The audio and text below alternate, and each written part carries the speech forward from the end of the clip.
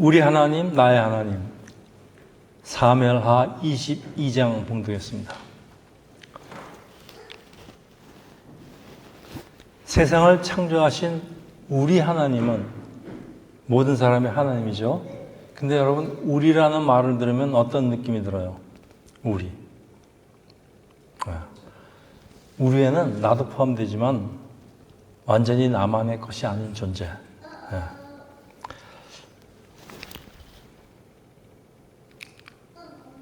네. 한국어에는 이상한 표현이 있는데 우리 남편, 우리 아내, 뭐 배우자를 공동으로 소유하는 것도 아닌데 왜 my wife, my hus라고 하지 않을까요? 우리라는 표현은 한국인에게 있는 어떤 공동체 정신이 들어간 표현이라고 하는데 그런 것도 같아요. 근데 사실 주님이 가르쳐 주신 주 기도문에는 공동체 정신이 있습니다. 하늘에 계신 우리 아버지, 우리에게 이러한 양식을 주옵시고, 우리가 우리에게 죄 지은 자를 우리의 죄를 사하여 주옵시고, 우리를 시험에 들게. 그런데 우리를 이렇게 우리에게 강조하신 예수께서 막상 십자가에 달려서 나의 하나님, 나의 하나님, 어째야 나를 버리시나이까? 우리 하나님이라고 하지 않는 이유가 뭘 것 같아요? 우리한테는 우리라고 그러고, 당신은 나의 하나님이라고 그러고, 하나님이 예수를 버린 거지, 그러니까 나를 버린 거지, 우리를 버린 것이 아니기 때문일까요? 하나님은 우리를 구하기 위해서, 예수님은 우리를 구하기 위해서 내가 버림을 받았습니다. 여러분, 우리 하나님과 나의 하나님의 차이는 무엇일까요? 이게 오늘 숙제입니다. 크리스천의 삶은 예수 그리스도와 함께한 그 삶의 연속입니다. 그래서 예수를 향한 각 개인의 신앙 고백으로 채워져 있는데, 저도 지난 삶을 회고할 때 참 파란만장한 삶을 살았지만은 이 나의 삶 전체가 하나님의 뜻 가운데 있음을 세상 발견을 합니다. 다윗도 파란만장한 사람인데, 다윗이 자신이 하나님의 은혜를 가장 많이 받은 기간은 적과 싸울 때, 더 힘이 세고 강한 자에게 쫓겼다고 고백을 합니다. 그때마다 하나님의 도움으로 위기를 넘기는데, 다윗은 이 체험을 자기 인생의 보물로 간직합니다.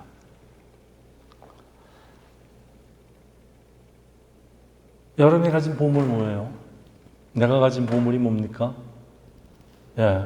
하나님은 나의 힘이시다. 이걸 갖고 있는 사람은요, 세상에 겁나는 게 없습니다. 목동 출신 다윗이 어떻게 탁월한 지혜와 믿음의 지도자가 되어 있을까요? 사울이라는 용광로 속에서 고난과 시련을 겪으면서 큰 그릇으로 만들어진 결과입니다.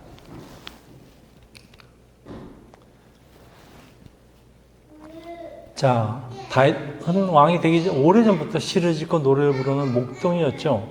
오늘 본문에서 그의 마지막이라는 시를 발견합니다. 이제 다윗의 나이가 한 60대 후반, 오늘 다윗의 시는 지나간 그의 삶을 시로 표현을 하는 겁니다. 다윗은 30세에 이스라엘의 두 번째 왕이 돼서 40년간을 통치한 사람입니다. 뛰어난 정치가, 군인, 동시에 시인이면서 음악가로서 시편 150편 중 80편 이상을 썼다고 하는데, 그 시들은 모두 다윗과 함께하는 하나님에 관한 것입니다. 그래서 다윗의 인생을 한마디로 표현을 한다면 하나님과 함께한 삶.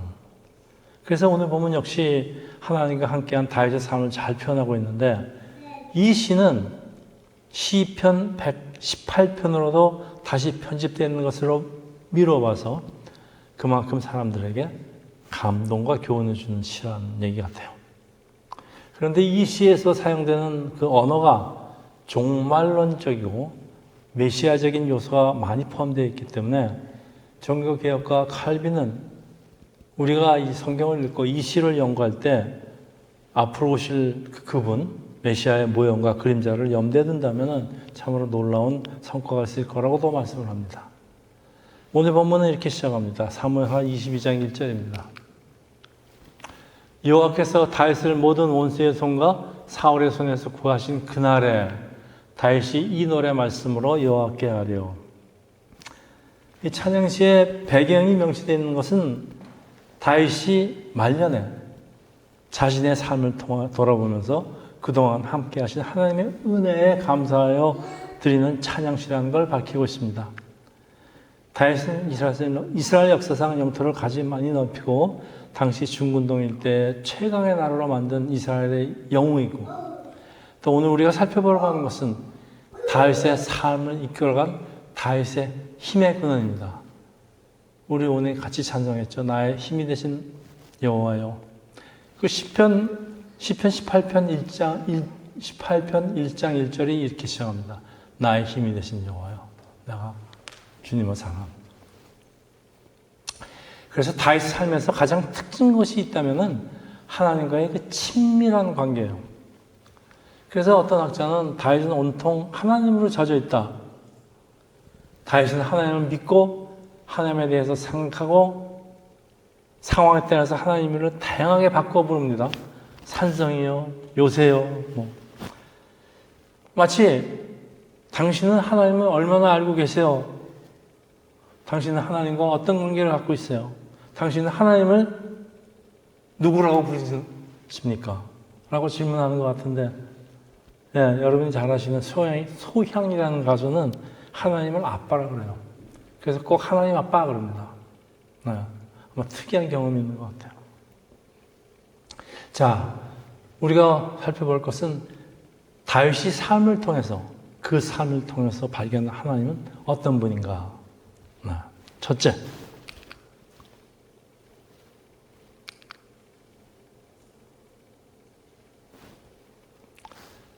여호와는 나의 반석이요, 나의 요새시요, 나를 위하여 나를 건지시는 자시요, 내가 피할 나의 반석의 하나님이시요, 나의 방패시요, 나의 구원의 뿌리시요, 나의 높은 망대시요, 그에게 피할 나의 피난처이시, 나의 구원자시라. 나를 폭력에서 구원하셨도다. 참, 여러분, 나가 굉장히 많죠. 다윗은 하나님을 반석, 요새, 방패, 구원의 뿔, 산성, 피난처라고 다양하게 표현하는데, 이 다윗이 뛰어난 시인이라 이 다양한 용어를 사용하고 있을까요? 뭐 그런 것도 있을 것 같아요. 근데 이 사람의 머리로는 하나님의 그 실체를 다 인식할 수 없죠. 그런데 다윗의 인생을 통해서 발견한 하나님은 다양한 능력을 가진 분입니다. 어떤 때는 산성 같기도 하고, 어떤 때는 방패 같기도 하신 분. 네. 여기 건지다, 방패, 구원의 뿔, 이건 전부 다 전투에 관한 거죠. 다윗이 전쟁 중에서 느꼈던 하나님입니다. 또 반석, 요새, 피할 바위, 산성. 이건 쉽게 침범할 수 없는 지형들인데, 다윗이 사울을 피해서 방황하던 광야 시절에 함께 하시던 하나님을 표현합니다. 히브리어는 굉장히 압축형 그 언어입니다. 그래서 보통 주어 목적어 생략합니다. 그래서 아주 짧게 동사 하나만 딱 놓고 동사 어미 변화하고 변화 양쪽으로 변화하는 거 보면 주어가 생략돼도 누군지 다 알아요. 그런데 이런 단어에 다윗은 나라는 대명사를 지금 그 짧은 본문에 12번이나 사용했어요. 이게 분명히 이유가 있어요. 그냥 한 거 아니에요. 네. 하나님과의 관계를 확신하는 겁니다. 하나님이 우리를 구하신 게 아니에요. 하나님이 나를 구하셨다는 얘기예요, 지금요. 그 얘기하고 있어요. 그래서 다윗이 하나님과 마음이 합한 자라는 호칭을 얻게 된 것은 다윗에게 철저하게 흐르고 있는 하나님과의 개인적 친밀, 개인적인 친밀한 관계에 유리합니다. 네. 혹시 다윗이 하나님을 다른 사람하고 뺏기고 싶은 거 아닌가 그런 생각도 한번 했어요. 이거 내 거야. 하나님은 내 거야. 자, 다윗은 우리가 아닌 나에게 질문을 합니다. 너의 말로 하나님 한번 표현해 보세요. 네. 그랬더니 소양이 하나님 아빠 이렇게 표현합니다. 우리는 과연 얼마나 다양한 하나님을 설명할 수 있을까요? 여러분 네. 4절에서 6절 요거 지나가고. 내가 찬송받으신 여호와께 아뢰리니 내 원수들에게 구원을 받으리로다. 사망의 물결이 나를 내오고 불의 창수가 나를 두렵게 하였으며 수월의 줄이 나를 두르고 사망의 올무 내게 이르렀도다. 여기는 6번 사용했어요. 지금 이 시에서 나가 몇 번 나오는지 한번 안 세봤는데 몇십 번 나와요. 사망의 물결이나 사망의 올무, 수월의 줄은 사람이 체험하는 그 위기의 순간들인데 아주 굉장히 생명까지 위협받는 순간들입니다. 무서운 적들과 강한 원수들에게 에워싸였던 날들로 이 수월의 줄은 예수 그리스도의 십자가 사건을 예표한다고 합니다.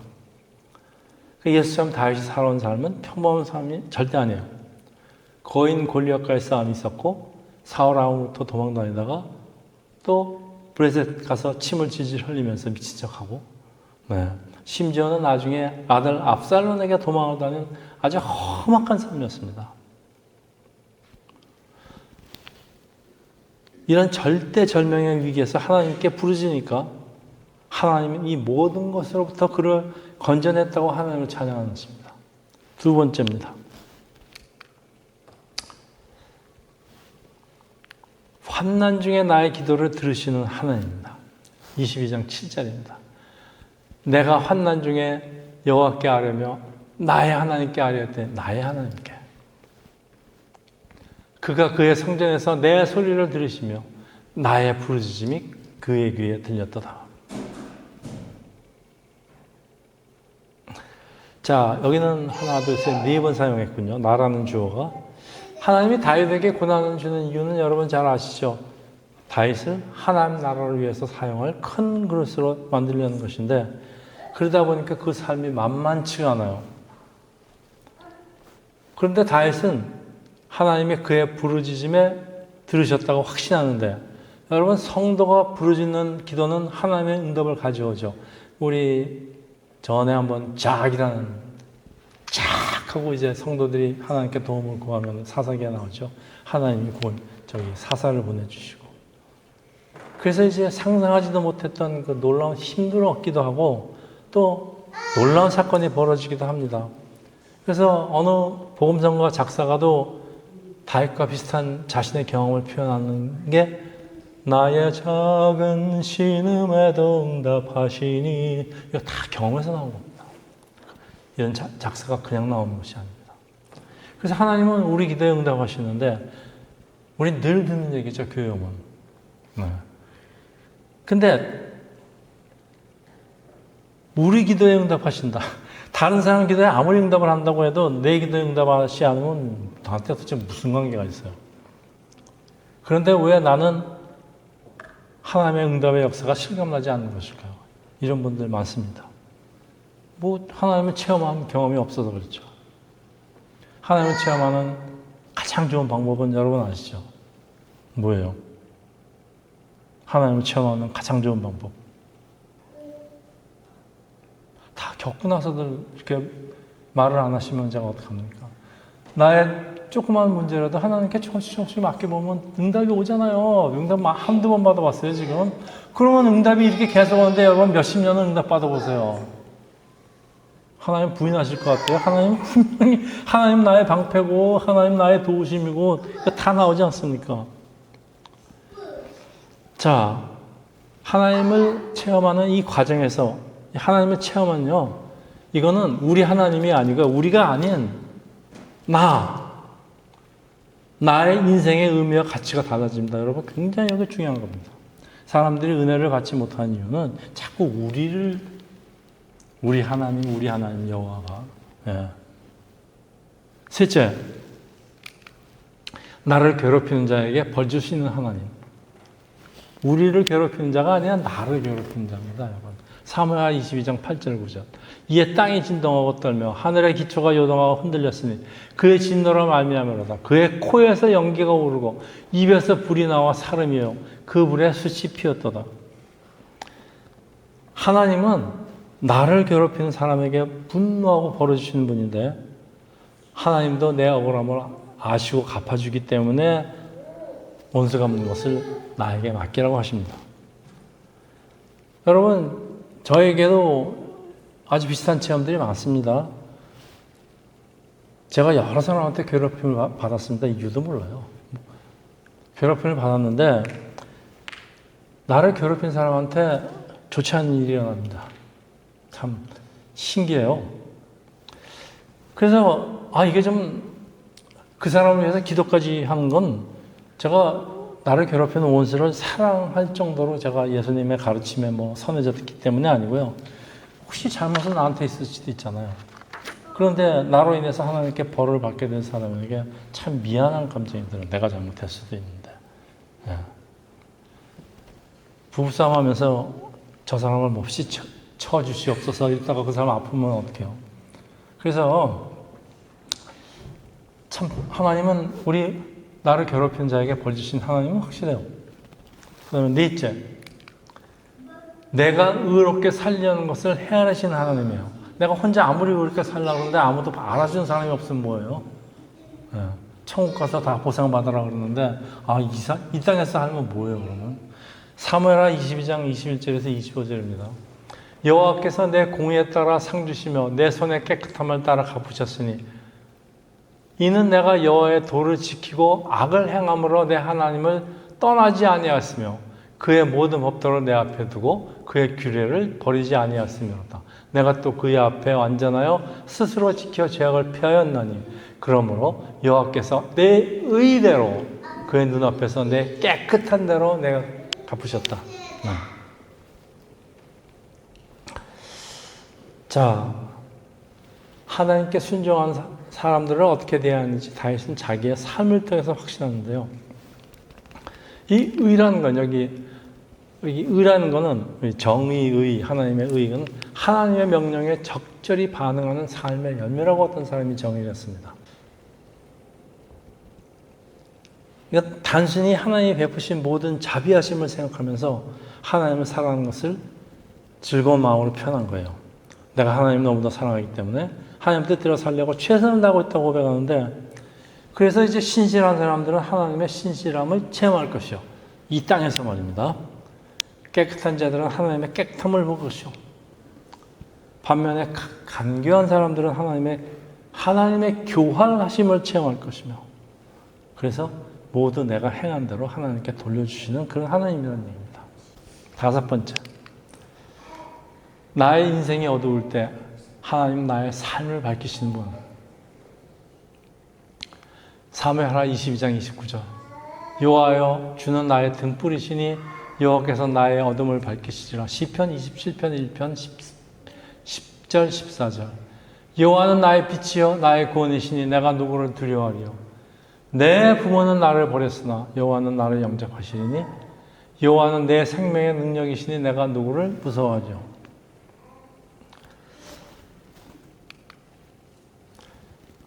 자, 다윗에게 있는 등불은 하나님의 언약입니다. 나의 삶 속에 문제가 생기고 그래서 어찌할 바를 모를 때 하나님은 불을 착 켜주시는데, 여러분 이 불이 어디로 들어옵니까? 여러분 갑자기 좋은 생각이 떨어졌다가 머리에 불이 반짝 들어오는 그런 경험 해보셨죠? 네, 갑자기 들어와요. 어린아이 순진한 말에 들어오기도 하고요. 네. 친구의 그냥 자기는 그런 얘기 한 적이 없다는 사람 말에 들어오기도. 제가 목사 되니까 내 친구가 그랬지 않습니까? 너는 목사하고 사업하고 같이 하려고 그러냐? 그런 소리 내가 머리에 그냥 불이 들어온 게 아니라 번개가 쳐서 비즈니스 그만두지 않았습니까? 자, 내가 캄캄한 사망의 골짜기로 지나갈 때 하나님은 나의 길을 밝히시는 빛이 되십니다. 여섯 번째, 나의 삶이 연약해질 때 나의 유일한 힘이 되시는 분입니다. 사무엘하 22장 32절 33절입니다. 하나님의 능력은 우리가 약할 때 잘 드러나는데, 여기는 우리라 그랬어요. 내가 아니고 우리가 능력의 한계에 도달했을 때 하나님의 강함은 더 잘 나타납니다. 사무엘하 22장 50절에서 51절. 이러므로 여호와여 내가 모든 민족 중에서 주께 감사하며 주의 이름을 찬양하리이다. 여호와께서 그의 왕에게 큰 구원을 주시며 기름 받은 부는 자에게 인자를 베푸시며 영원하도록 다윗과 그 후손에게 하였더라. 여러분, 다윗의 후손은 누구를 말할까요? 네.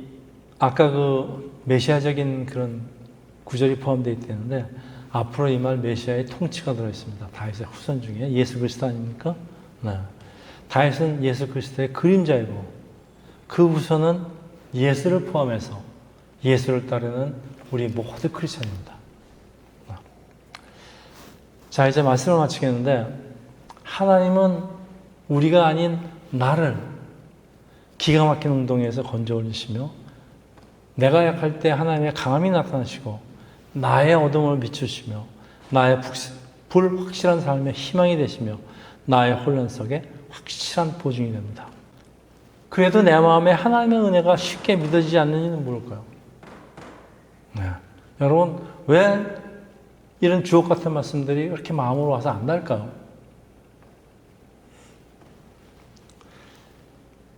이 나라는 존재가 이 우리라는 인칭 대명사에 숨겨져서 그래요. 그러니까 실감이 나지 않아요. 나 그러면 내일인데 우리일 그러면 벌써 남되지 않습니까? 여러분, 혼자는 아무 일도 못하는 사람들이 태반입니다. 근데 몇 명이 모이죠? 몇 명이 모이면은 집단 폭행도 하고 별짓 다 합니다. 혼자서 못하는 걸 여러 사람이 모이면 같이 해요. 그리고 여러 사람이 죄를 지면요, 자기는 싹 숨어요. 내가 한 거 아니야, 우리가 한 거지. 나는 그냥 조금 하는 척 하다 말았어. 요게 나와 우리의 차이입니다. 여러분, 오늘 내 설계 포인트가 이겁니다. 예수 십자가에 달린 이유가 우리 죄 때문이다. 맞는 말이에요. 그런데, 그래서, 그 다음에 그런 얘기가 우리 죄 때문이다. 나도 죄가 좀 있긴 있는데, 아무리 너만큼 내가 있겠니? 예, 이게 문제입니다. 내가 우리라는 군중 속에 숨어버리면요, 내 죄도 숨어버려요. 그러니까 내 죄가 우리가 20명이 같이 저질렀으면요, 20분의 1, n분의 1로 줄어들고요, 십자가의 감동도 지금 100명이 와서 설교를 들었는데 감동이 100분의 1로 줄어들어요. n분의 1로 줄어드는 게 이게 문제입니다, 여러분. 그래서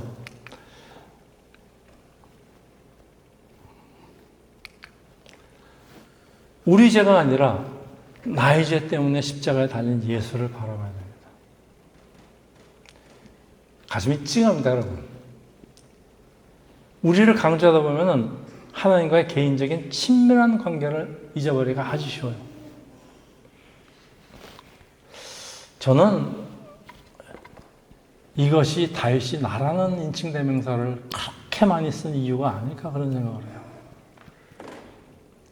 다윗이 보통 분이 아닙니다. 다윗이 히브리어를 주어 목적어 다 생략하는 히브리어를 이렇게 나라는 걸 수십 번을 한 시에다 표현할 리가 없습니까? 다윗이 여러분. 자, 이제 심각한 질문이 생기는데요. 예수를 이웃에게 전하라는 것은 예수님의 지상 명령이에요. 명령이 뭐예요? 우리가 하기 싫은 거 하라는 게 명령 아닙니까? 그러니까 이 전도라는 건 말이죠.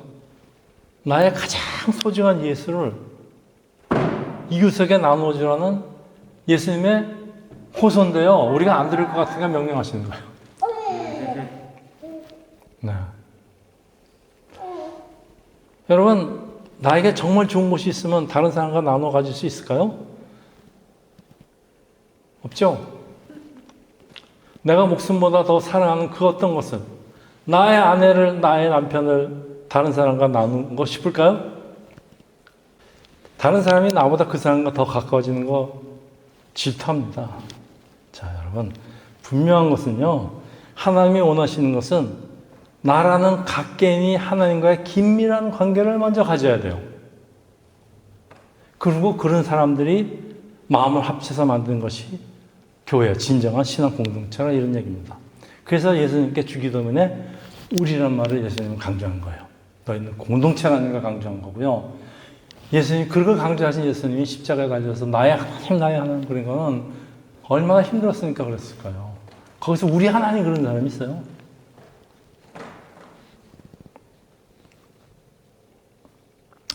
자, 다윗이 하나님과 마음이 합한 자라는 호칭을 얻게 된 것도 저는 참 이게 숙제였어요. 왜 다윗이 도대체 뭘 했다고 하나님 마음에 합한 자라고 그러는가? 굉장히 고민했어요. 근데 오늘 조금 이해가 갈 것 같아요. 다윗에게 흐르고 있는 하나님과의 개인적인 관계 아닙니까? 나의 하나님, 나의 하나님, 나의 하나님.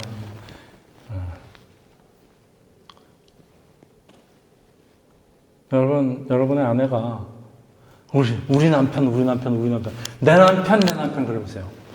달라져요. 듣는 기분이 다릅니다, 여러분. 자, 하나님 마음에 합한 사람 다윗은 하나님을 확실히 믿고 의지하는 그 하나님과 다윗 간의 그 개인적인 관계의 그 친밀한 깊이에 달려있다는 거. 그걸요, 우리 마음에 간직해봐 소용이 없어요. n분의 1로 줄어요. 내 마음에 간직하기를 예수 그리스도 이름으로 축원합니다. 기도하겠습니다. 할렐루야. 하나님 아버지, 하나님과 다윗과의 관계가 형성되는 과정을 우리가 배웠습니다. 우리도 하나님과의 친밀한 관계가 가지기를 원하는데 하나님 아버지, 저희들 모든 것이 부족할 뿐입니다. 성령을 저희 삶에 보내주셔서, 내 삶에 보내주셔서 하나님과 좀 더 가까이, 예수께로 좀 더 가까이 가는 세상계 형제 자매가 되기를 예수 이름으로 기도합니다. 아멘.